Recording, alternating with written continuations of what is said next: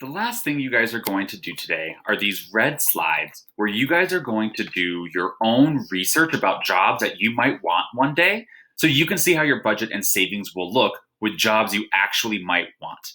I've been giving you jobs and income this whole time. Now it's your guys' turn to do a little bit of deep digging and research into what jobs you might want one day and how much they'll pay you. So you're going to click right here to open up the career interest quiz. It's going to ask you to rate how much you like certain things. You're going to go through, and obviously the big smile is you really like the idea of that. The two X's with the tongue out is a strongly dislike. You'll go through and answer all of the questions. And then it's going to end up giving you guys your different categories of interest that they're going to help you link to possible careers and jobs. So the first thing that you need in your workbook is after you finish that quiz and you get those bar graphs, you're going to answer what were your top 3 results. So I'm going to go over here, and I see those 3 bar graphs are the biggest. They're also bold: realistic, enterprising, conventional. So if this was mine, I would go type realistic, enterprising, and conventional in 1, 2, and 3. Those were the top 3 things that I got. And if you want to read a little bit more as to what the heck that means, you can read in and it'll pop up and tell you, oh, this is what a realistic type of a job is going to be. You can look and sort of click through and sort of just get an idea of what those 3 categories look like for you. And then you'll continue on. And now you're going to select different job zones so you guys can see what types of jobs are available with not much experience or education, a little bit of experience in education, and a lot of experience in education required. So when you get over here, you can read as to what those mean. But if you choose option 1, that means pretty much anyone, regardless of your experience, can go get that job.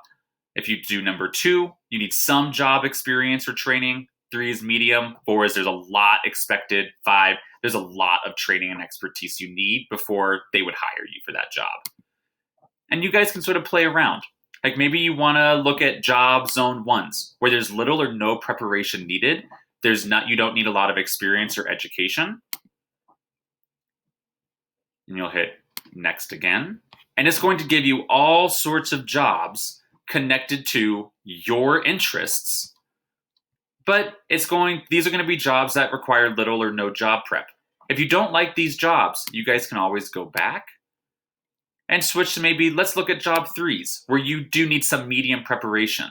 You might need a little bit of education. You might need a little bit more experience. You might need a little bit more training.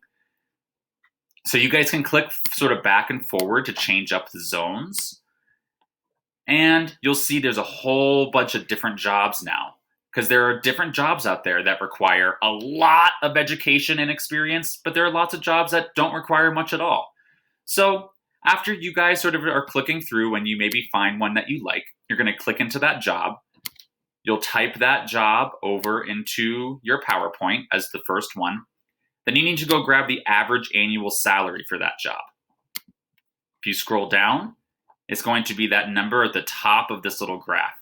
So I would type in 41,230 as the average annual salary. And then you guys are going to you will use that average annual salary for all 3 of these to do 3 budget examples, where you will need to type in the job you picked, find the gross monthly income, the net monthly income, break down the goals just like you did yesterday, take up your savings, and go see how much you would save with the 3 jobs you're researching. Remember, there's a little hint in parentheses for each of these for how to get the numbers that you need. But your goal is to take that quiz, find your top 3 categories, then go find 3 different jobs or careers that you might want one day, jot down those average annual salaries, and then you're going to use those 3 salaries to do the budget and savings exercise, which will be identical to the math that you did yesterday.